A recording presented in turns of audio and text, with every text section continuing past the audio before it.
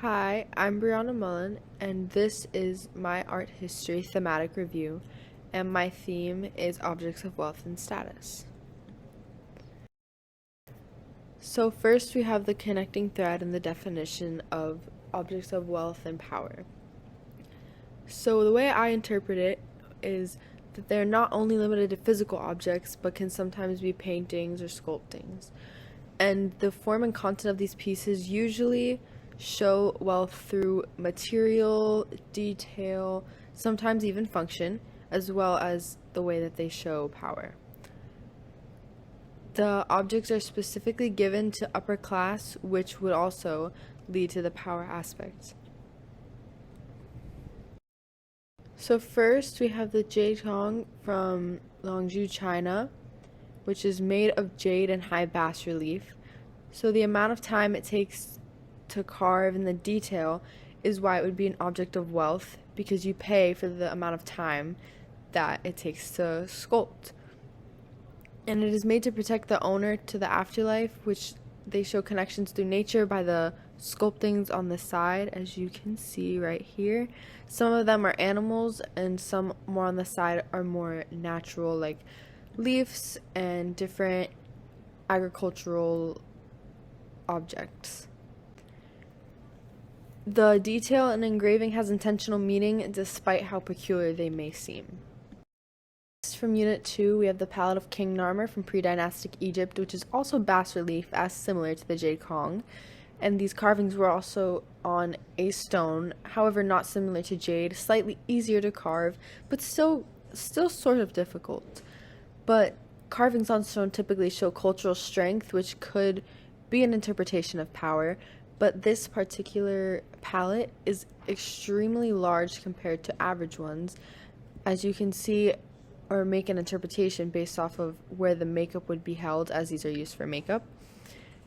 And these are made for leaders or elite, since they had the money and the wealth to be able to afford these objects, and they would donate them to show a connection and a piety to the sun god.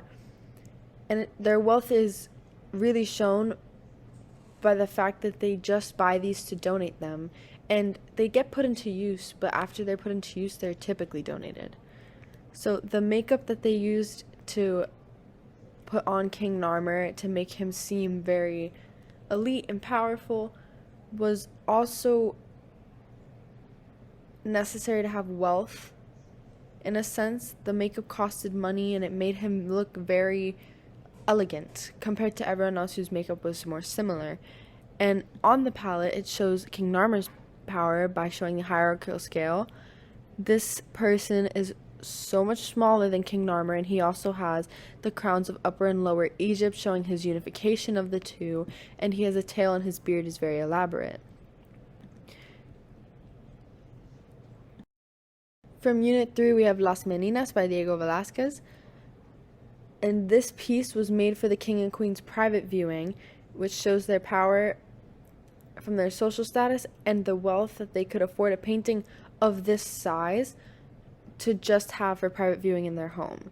This painting was extremely large, took up almost a whole wall, and it is an oil painting. This shows not only the family's wealth by putting them in such ornate and elegant clothing, as you can see by their dresses being more pushed out and more form-fitting in certain aspects, with very, very detailed work put into them, but also shows the artist's power, because Diego Velázquez placed himself within this piece right here, as you can see by the easel, and he was painting a piece that was similar in size to the Las Meninas piece. But by putting himself in this piece, it shows him at the same level as the royal family, meaning that he thinks that he is just as worthy of being as elegant and ornate as the family themselves. This could allude to his wealth by showing the king and queen's perspective of him, because in this piece he is painting the king and the queen, as you can see by the reflection in the mirror. But this could show that they think highly of him, and that he's able to work with such a large canvas. He's highly detailed, and he wears the cross of the church also on what looks like armor. And he has himself in the knight uniform as stated, but it also gives wealth to some of the attendings of the family, despite the social class not being as high.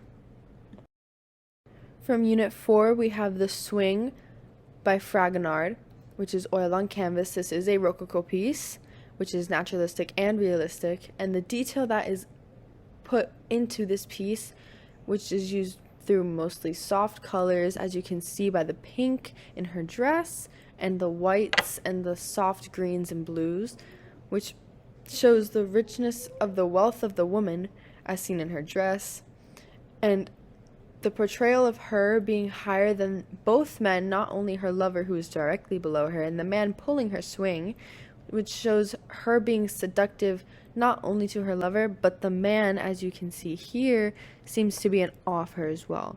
But the piece is mostly focused on her and her lover, who is staring at her, which in a sense is looking up her skirt, which shows her seductive manner and her power over him, not just her social status in the society.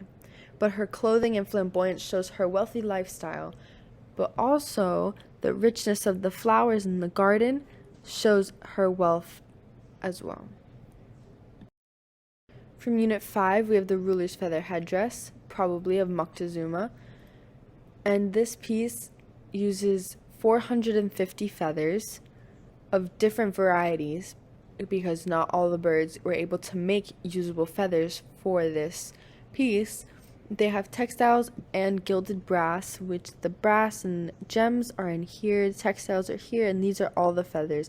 The feathers are of an extremely long length because they're Quetzalcoatl feathers, and this piece took so long to make, which shows the wealth, because you have to be able, as said before, to afford the amount of time it takes for the artist to make these pieces. Although the artist for this piece would not be known, it puts honor on their name as well, that they're able to make pieces for people of such high status. But the vibrant colors and rare materials show the wealth, because it takes time to collect these materials, as said before, and the expense of purchasing. Power is shown through it because it possibly belonged to Moctezuma, and how it would only be given to those of high status and leadership, but also an interpretation of power could be that Hernan Cortez tried to take this piece and steal it from Moctezuma, which was then returned, but people would fight over pieces like this because of how elaborate they are and how much power and wealth you emanate from having this piece with you.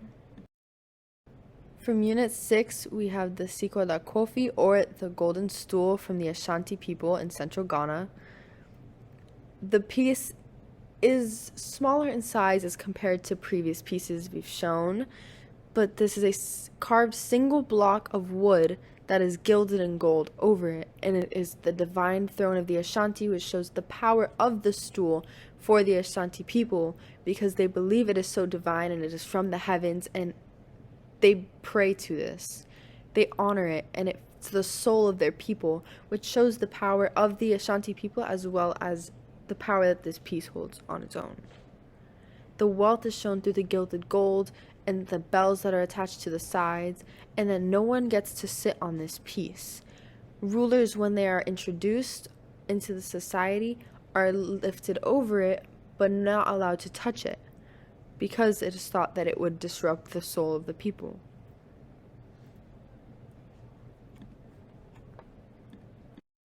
From Unit 7, we have the Basin by Muhammad, which was made for a separate Muhammad, Egyptian or Syrian, and the piece is brass inlaid with gold and silver.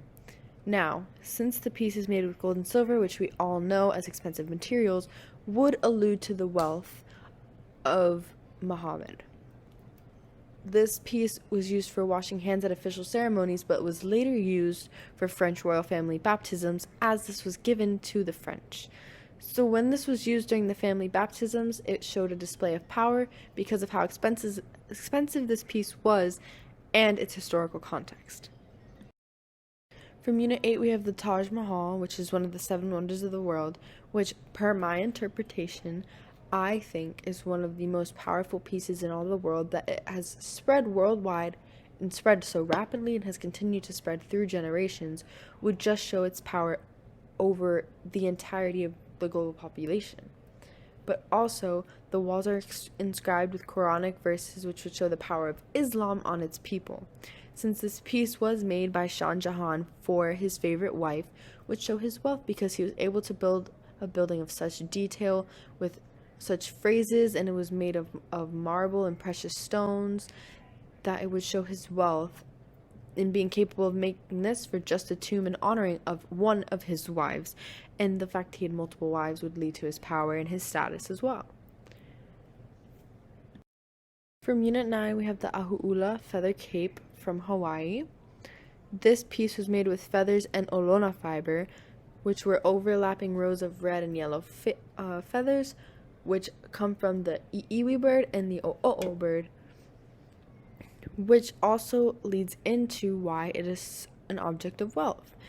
The red feathers come from the iiwi bird, and they are more common in the islands, which wouldn't make it as an expensive material. However, the yellow feathers of the o'o bird are less common, so it takes a longer time to find and longer time to attach them to the piece itself, which would lead to the wealth aspect. However, the power is shown by the amount of the yellow feathers that you have. The more yellow feathers you have on your cloak or cape, the more important you are as a warrior or a chief. These were only given to high-ranking nobles, which were at the time chiefs and warriors that had great ability. Now, the longer your cape is, the more expensive, which is wealth, but the more power you had. However, if your cape was long and had more red than yellow feathers, you were more likely to be of slightly lower status as compared to someone that was standing per se to the right of you with more yellow feathers. As said, only higher-ranking chiefs and warriors could wear these.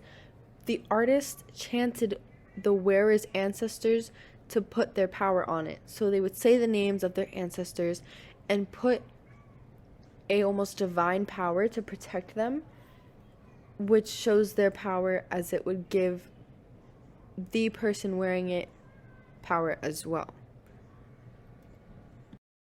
Now for Unit 10, it's a little bit more difficult to particularly say this is an object of wealth and power. So we had to interpret this in a more, how does it sell wealth? A more normal reasoning of thinking of wealth as compared to the materials that make or the time that it takes. So for Unit 10, I chose The Pink Panther by Jeff Koons. This piece is porcelain, which is an extremely expensive and delicate material to work with. So that is automatically wealth. But it uses natural lines and shows the Pink Panther, who we all know and love as the cartoon character who was in our cartoons as children. But at the time, the Pink Panther movie had just came out. New face to the Hollywood entertainment industry, but the woman that we see here turned around, but in other photos, shows her face, is Jane Mansfield, who was a popular actress at the time. So this was commentary through kitsch art, which was seen more insulting in some pieces because they were commenting on people in not such polite artistic manner. However, here, this piece is made by Jeff Koons, who is a male, and art was still primarily populated by feminist-driven artwork. So this was seen as an insult to her because she's topless, and part of her behind was showing, and the Pink Panther standing over her, covering her, which shows commentary on pop icons and how their power influences the rest of the world. But the pieces that are made similar to this show the power of the Hollywood entertainment industry and how it can be reproduced in multiple fonts. So this piece shows it as a factory-made porcelain piece. Looks very normal, but the piece, the wealth aspect, comes from the price it sells for. This piece can sell for as much as $30 million, which shows the epitome of wealth. So all in all these pieces show how material, time, selling price, the person it's made for, the status of the people, the way that they depict themselves, the way that it affects their entire communities, shows wealth and power. And that is why these 10 pieces are pieces that display objects of wealth and power. Thank you.